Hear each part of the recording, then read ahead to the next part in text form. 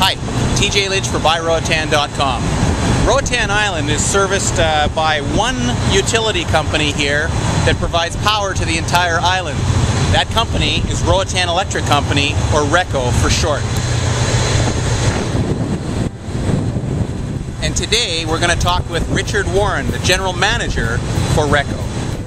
Hey Richard, thanks very much for meeting with me today.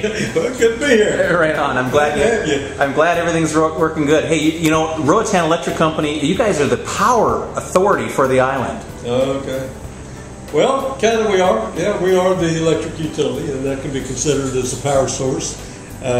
We take great pride in it, and we, quite frankly, take our job seriously. And so, yeah, I guess you could call us the power source of the island. RECO, yeah. RECO is a company that was formed back in 1992. Went through a couple of different changes of ownership over the years, and then about 2 years ago, majority interest was acquired by a company, a U.S. company, and the majority shares were acquired at that time. And since that time, that company has put in probably $25 million into RECO. At least that much, and we're about to spend several million more on additional capacity. So it's been an interesting experience the last 2 years, but we got a lot of work to do and look forward. Right now we have about 17 megawatts more or less of reliable generation capacity out there in our plant.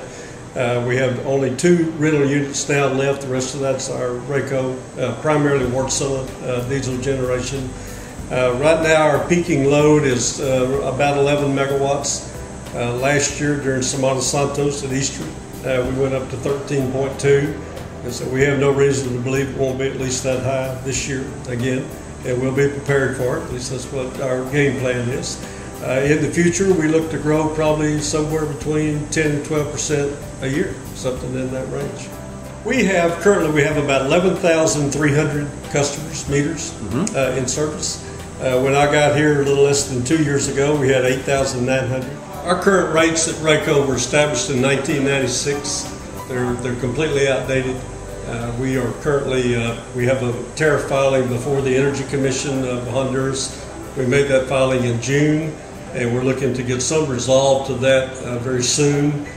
We actually need that. The utility today does not make money. It actually loses money on an operating basis, and that cannot continue. We have a list of new developments that are on the island, some in various stages of development, some very preliminary, some almost about ready to come online.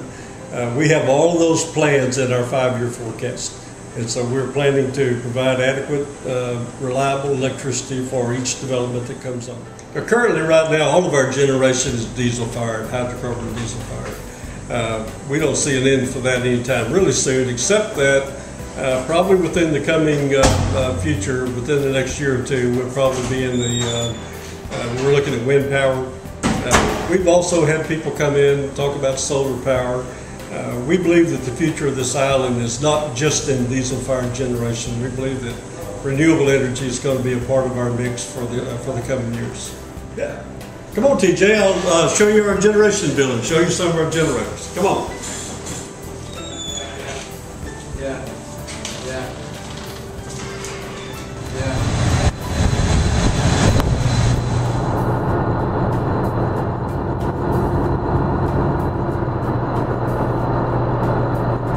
Richard, thanks so much for your time. Well, you're welcome, TJ. All the best. Back anytime now. All the best. Take care. Thank you. So as you can imagine, electricity generated by diesel generators using fuel that's been brought to the island by boat can be very expensive. We try to conserve wherever we can. And then again, it sure beats the alternatives. I'm TJ Lynch for Roatan.com.